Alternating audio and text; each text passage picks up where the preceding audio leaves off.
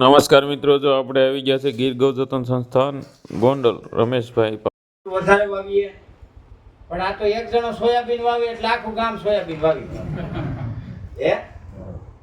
એક જણો તુવેર વાવે એટલે આખું ગામ તુવેર વાવી દે. એમ ન હાલે.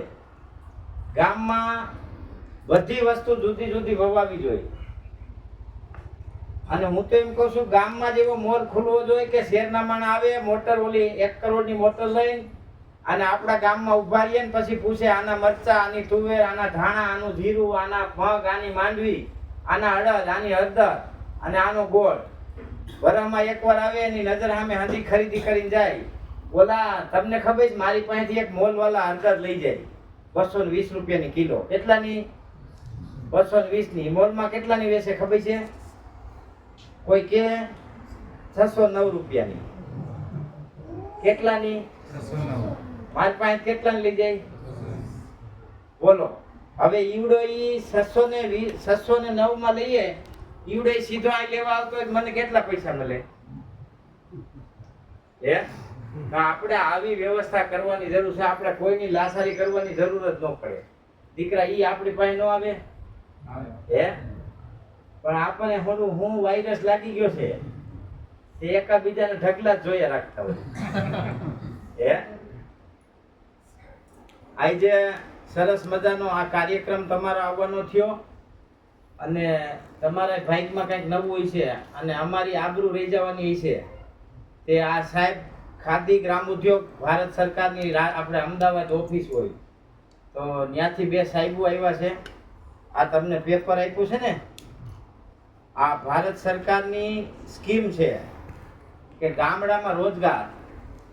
માનો કે તમારે કોઈને ગામમાં હળદર દરવાનું મશીન મૂકવું હોય તો એની તમને લોન આપે સરકાર, રાષ્ટ્રીયકૃત બેંક. એમાં તમારે કાંઈ પેપર નહીં દેવાના, તમારે જમીન ખાતું લખાવીને જ દેવાનું, મકાન કે જમીન કાંઈ. એને કોલ લેટર ફ્રી લોન કહેવાય. કેવી? ગેરંટી વગરની લોન. અને એમાં પાછી 25 થી 35% સબસિડી. એટલે તમે 4 લાખની લોન લીધી હોય ને તો 1 લાખ રૂપિયા માફ થાય. બોલો તો કરાય કે ન કરાય? હે? તો આવી સ્કીમો છે અલગ અલગ. તો સાહેબ આપણને સમજાવશે. અને સૌથી પહેલા અહીંયા આત્માના સાહેબ તમે છો ને, તો આપણા પ્રવાસમાં આવેલા આત્માના સાહેબને હું વિનંતી કરીશ કે આપ સાહેબનું સન્માન કરે. આવી જાઓ છબી આપીને. અને એક અમારે ઘનશ્યામભાઈને વિનંતી કરું કે એક સાહેબનું સન્માન કરે.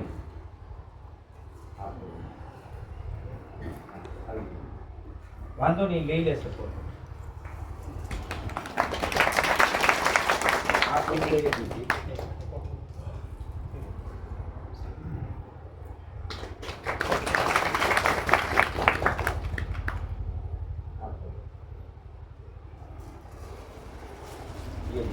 ये लीजिए.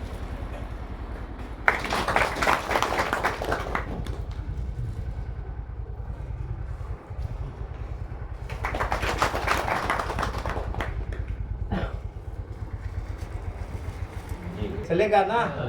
चलेगा. बढ़िया. हाँ, ये सब तो इन्हीं के मास्टर है. આમાંથી જો કોઈના ગઈઠાવે લોન લીધી હોય તેને ખબર હોય 13,000 ની લોન લેતા ને કૂવો ગારવા 3 પેટીએ ભરાતી, 100% વ્યાજ હોય અને 100 મહિને હપ્તો હોય. હપ્તો આવે ને તો હાંધી ઉપજ વહી જાય. બાપે લીધી હોય ને એનો દીકરા ને દીકરો ભરતો હોય. તમારા કોઈના અનુભવમાં આવ્યું હોય તો કહેજો. મેં તો નજરે જોયેલું છે. સમજી ગયા? એટલે આપણા માટે તો આ હોનાના દિવસ કહેવાય. પણ હવે આપણે એવા આળહુડા થઈ ગયા, ઊંધા પડ્યા રહી એવા. એટલે એમાં કઈ વરે એવું છે નહીં. હે? ખબર નહીં આ ખેડૂતના મગજમાંથી સ્કિલ ક્યાં વહી ગઈ. આપણને દુકાનવાળો દવાની સિંહી દે 600 રૂપિયાની. એ સિંહીમાં મોર માલ કેટલાનો હોય ખબર છે? 60 રૂપિયાનો. ગામમાં જે દવાની દુકાન કરે, આમાં કોઈ હોય તો વાંધો નહીં. ગામમાંથી દવાની દુકાન કરે ને 2 વર્ષમાં ઇનોવાને લે ને બંગલો બનાવે, જમાવટ કરી. અહીં આપણી પેટી હોય કે જીઠા સોની નદીએ નો બદલા. હે એટલે આપણી કમાણી ક્યાં જાય છે ને એ આપણે વિચારવું જોઈએ. આવા આમને આખું વિશે ઠોકા રાખશું ને તો પહેરવા લુગડાય નહીં હોતે અને દુનિયા આપણા દાંત કાઢશે.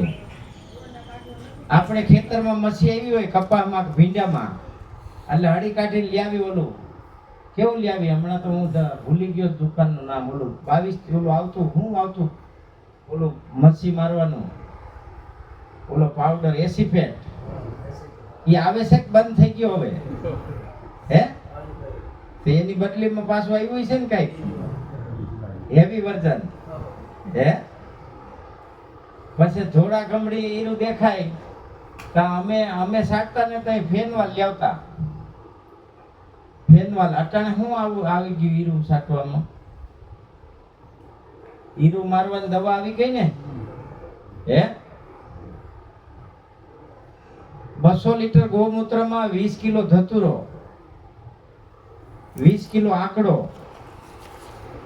પછી બીજા બધા ઝેરી ઝાડવા કોંગ્રેસ્યુ ખડ આવલું કડવું ખડ કોંગ્રેસ ખડ તો ન કહેવાય કડવું ખડ 5 કિલો કુવાડિયો પછી સીતાફળીના પાંદ પછી 5 કિલો લહણ આ બધું નાખી એમાં 10-20 લીટર સાઈઝ 2 કિલો ગર આ બધું નાખીને ઢાંકણું બંધ કરીને મૂકી દો 40 દિવસ. કેટલા દી 40 દિવસ. અને પછી 40 દી પછી ગારી આમ પડ્યું રહેવા દો તો વાંધો નહીં જોઈ એટલું કાઢતા જાવ.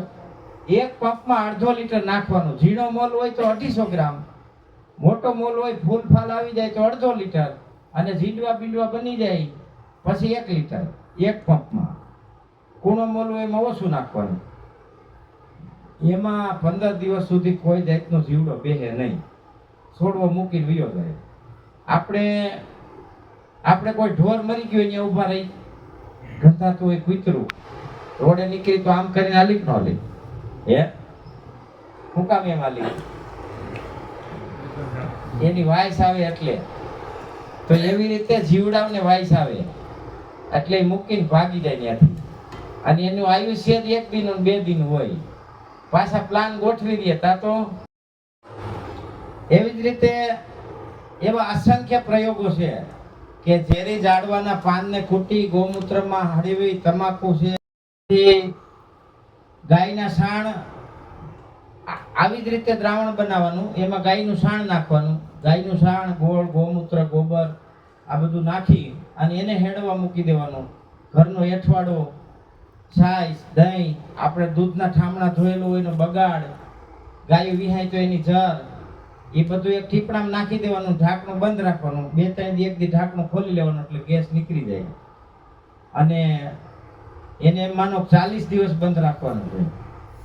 પછી 1 એકરમાં 1 ટીપણું પાઈ દેવાનું. અથવા તો ઓલો ફૂગો અમે બનાવી છીએ એવું ગમે એ મોટું ડ્રમ મૂકી દેવાનું. ખાતર આપણે ખેતરમાં નાખી ગાયનું છાણ ને ઈ તો એ જેટલું હવા અને સૂર્યપ્રકાશને સંપર્કમાં આવી જાય એ હુકાઈ જાય ઠીઠોરા થઈ જાય ને વરસાદ આવે તો એના ભેગું તણાઈ જાય. પછી જેટલું 4 વર્ષ પહેલા હુકલ જાહેરનો ભાવ શું હતો પૂરાનું હોંઢિયાનું શું હતું ભાઈ 4 વર્ષ પહેલા 10 થી 14 રૂપિયા હતા. અટાણે 22 20 થી 25 60% વધારો થયો. કેટલા ટકાનો 60% દૂધમાં વધારો થયો. તો આવું નાવું આપણે ક્યાંથી હકાલવાનું હે એટલે આમાંથી નીકળો નકર હજી આમાં ઉતરતા જાઉં અને બસવાનો કોઈ રસ્તો નથી. કોઈ કોર્પોરેટ કંપની આપણા માટે આપણા હિત માટે આપણને બચાવવા માટે કરતી નથી. એ બધાને માલ બનાવવાનો છે અને આપણું શોષણ થાય છે અને આપણા જે પાછા એની પાસેથી વસ્તુ લઈએ એમાંય શોષણ થાય છે. એટલે આમાંથી બચવું ખૂબ જરૂરી છે અને એના રસ્તા આપણે જાતે જ તૈયાર કરવા પડે. આવી સરકારની સરસ મજાની સ્કીમો છે આનો લાભ લઈ અને આપણા છોકરાઓને પગભેર કરવા જોઈએ કે ન કરવા જોઈએ હે. એટલે આ સાહેબનો એનો આભાર કે આત્મા તરફથી તમને લેવા